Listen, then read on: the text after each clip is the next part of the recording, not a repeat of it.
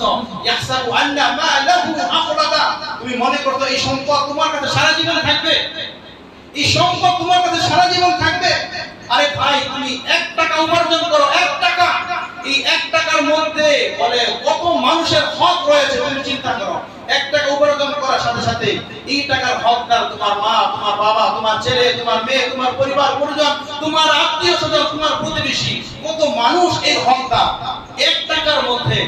তাহলে এই টাকা সম্পদ গচ্ছিত করে জমা করে কি করবে তোমরা? সর্বশেষ যখন আপনি এই টাকা আমি বলে আপনি যখন রাখবেন, আপনার ইন্তেকাল হয়ে যাওয়ার সাথে সাথে অটোমেটিক শরীয়তের একটা স্কেল আপনার উপরে পড়ে যাবে। তখন এই টাকার মালিক আপনি না, আপনি মারা যাওয়ার সাথে সাথে স্কেল পড়ে যাবে। তখন আপনার বাবা কি পরিমাণ পাবে, মা কি পরিমাণ পাবে, ভাই বন্ধুরা কি পরিমাণ পাবে, হ্যাঁ, এরপরে আপনার চাচা কি পরিমাণ পাবে, তখন কিন্তু একটা স্কেল অটোমেটিক চলে আসবে। তাহলে বলেন, এই অর্থ সম্পদ এত কিছু করতেছেন কার জন্য? 1 টাকা উপার্জন করলে সেটার ভাগ 7 জন। আপনি মারা যাওয়ার সাথে সাথে স্কেল পড়ে যাচ্ছে, আপনার ছেলে পাবে, মেয়ে পাবে, মা পাবে, ভাই পাবে, বোন পাবে, চাচারা পাবে। তাহলে এই অর্থ সম্পদের মালিক আমরা কেউ না। এই যে আল্লাহ কোরআনে কারিমে বলেছেন, ওয়াল্লাযীনা ইয়াকনিজুনা আয-যাহাবা ওয়াল ফিদ্দা ওয়া লা ইউনফিকুনাহা ফী সাবিলিল্লাহ ফাবাশশিরহুম বিআযাবিন আলীম ইয়াওমা ইউহমা আলাইহা ফী নারি জাহান্নাম ফাতুকওয়া বিহা জিবাহুহুম ওয়া জুনুবুহুম ওয়া যুহুরুহুম হাযা মা কানাসতুম লিআনফুসিকুম ফাযুকু মা কুনতুম তাকনিজুন। আল্লাহ তাআলা এই আয়াতে স্পষ্ট বলতেছেন, আয়াতের সারাংশ হলো এমন, যাদের উপর যাকাতের বিধান ফরজ হয়েছে তারা যদি এই আল্লাহর ফরজ বিধান যদি তারা আদায় না করে, এই সম্পদ যদি তারা জমিয়ে রাখে, তাহলে এই সম্পদ কিয়ামতের কঠিন ময়দান এই অর্থ সম্পদকে আল্লাহ রাব্বুল আলামিন চাঁদনির মতো করে, রূপার মতো, তামার মতো করে এরপরে এটাকে বানাবে এই অর্থ সম্পদ। এরপরে জাহান্নামের আগুনে এটাকে আল্লাহ তাআলা জ্বালাবে, লাল টকটকা হয়ে যাবে। এরপরে ফাতুকওয়া বিহা জিবাহুহুম ওয়া জুনুবুহুম ওয়া যুহুরুহুম, আপনার এই কপালে, এই ললাটের এখানে তখন ওই তামার ওটা দিয়ে এখানে ছাপ দেওয়া হবে।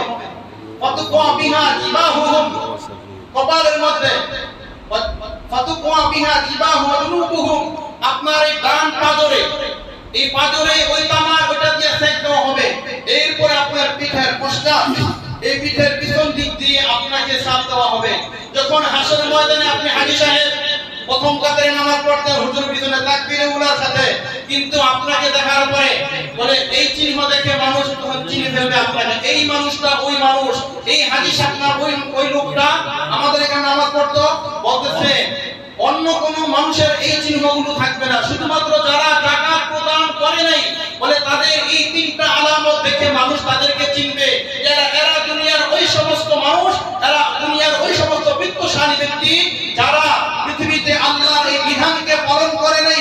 ইসলামের মূল বুনিয়াদ ছিল 5টি, তোর মধ্যে একটি হলো যাকাত। এই যাকাতের মতো এই বিধানকে সে পালন করে নাই, এই জন্য তার কপালে আজকে এই তামার ছাপ দেওয়া হয়েছে, তার পাজরে এক চিহ্ন রয়েছে।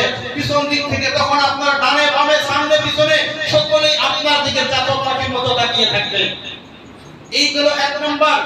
এরপর আল্লাহ ইয়াউমা ইউহমা আলাইহা ফী নারি জাহান্নাম, তখন আল্লাহ বলবে শোনো, আযাব গ্রহণ করো, আস্বাদন করো, তাদেরকে এই কঠিন যন্ত্রণাদায়ক শাস্তির সুসংবাদ তাদেরকে প্রদান করো। আযাব কি কখনো সুসংবাদ হয়? চোর যখন চুরি করে থাপ্পড় লাগে, খা মজা খা, আরে মজার খাবার কর, হ্যাঁ? বুখারী শরীফের বর্ণনা আল্লাহ রাসূল বলেছেন।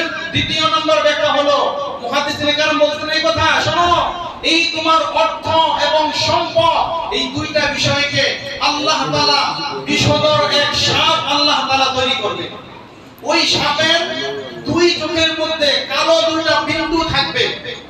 তখন আপনার এই 2 চোয়ালের মধ্যে, 2 গালের মধ্যে ভাবে খামসি মেরে আঁকড়ে ধরবে, আর আপনাকে আপনার কপালের মধ্যে দংশন করতে থাকবে আর বলবে আন্না মালুকা ওয়া আনা কামসুকা, আন্না মালুকা, আমি তোমার ওই সম্পদ, যে সম্পদকে তুমি গচ্ছিত করে রেখেছিলে, যে সম্পদকে তুমি ধরে রেখেছিলে, আন্না মালুকা, আমি তোমার ওই সম্পদ সম্পদ আজকে সাজ গ্রহণ করো।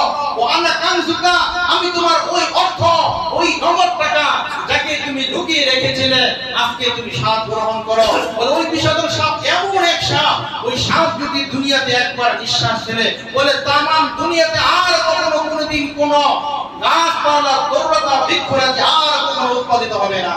এমন বিষধর সাপ আল্লাহ তাআলা আপনার গলায় পেঁচাইয়া দিবে আর আপনাকে দংশন করতে থাকবে। আল্লাহ তাআলা বলেছেন, আল্লাযী জামাআ মালাহু আ'তাদা, তুমি এই সম্পদ, আল্লাযী জামাআ মালাহু আ'তাদা, মনে করতেছো এই অর্থ সম্পদ এটা তুমি ঘুরাইতেছো আর গণনা করতেছো, ইয়াহসাবু আন্না মালাহু আখলাদা, তুমি মনে করছো এই সম্পদ তোমার কাছে সারা জীবন থাকবে, এই সম্পদ তোমার কাছে সারা জীবন থাকবে। আরে ভাই, তুমি 1 টাকা উপার্জন করো, 1 টাকা, এই 1 টাকার মধ্যে বলে কত মানুষের হক রয়েছে তুমি চিন্তা করো। 1 টাকা উপার্জন করার সাথে সাথে এই টাকার হকদার তোমার মা, তোমার বাবা, তোমার ছেলে, তোমার মেয়ে, তোমার পরিবার পরিজন, তোমার আত্মীয় স্বজন, তোমার প্রতিবেশী, কত মানুষ এর হকদার 1 টাকার মধ্যে। তাহলে এই টাকা সম্পদ গচ্ছিত করে জমা করে কি করবে তোমরা? সর্বশেষ যখন আপনি এই টাকা আমি বলে আপনি যখন রাখবেন, আপনার ইন্তেকাল হয়ে যাওয়ার সাথে সাথে অটোমেটিক শরীয়তের একটা স্কেল আপনার উপরে পড়ে যাবে। তখন এই টাকার মালিক আপনি না, আপনি মারা যাওয়ার সাথে সাথে স্কেল পড়ে যাবে। তখন আপনার বাবা কি পরিমাণ পাবে, মা কি পরিমাণ পাবে, ভাই বন্ধুরা কি পরিমাণ পাবে, হ্যাঁ, এরপরে আপনার চাচা কি পরিমাণ পাবে, তখন কিন্তু একটা স্কেল অটোমেটিক চলে আসবে। তাহলে বলেন, এই অর্থ সম্পদ এত কিছু করতেছেন কার জন্য? 1 টাকা উপার্জন করলে সেটার ভাগ 7 জন। আপনি মারা যাওয়ার সাথে সাথে স্কেল পড়ে যাচ্ছে, আপনার ছেলে পাবে, মেয়ে পাবে, মা পাবে, ভাই পাবে, বোন পাবে, চাচারা পাবে। তাহলে এই অর্থ সম্পদের মালিক আমরা কেউ না। এই জন্য অর্থ সম্পদের যথাযথ কদর করার তৌফিক আল্লাহ তাআলা আমাদের সকলকে দান করুন। যেহেতু যাকাতের বিষয় লম্বা চওড়া আলোচনা, এই জন্য একটু আলোচনা দীর্ঘায়িত হয়েছে। মুহতারাম হাজিরিন।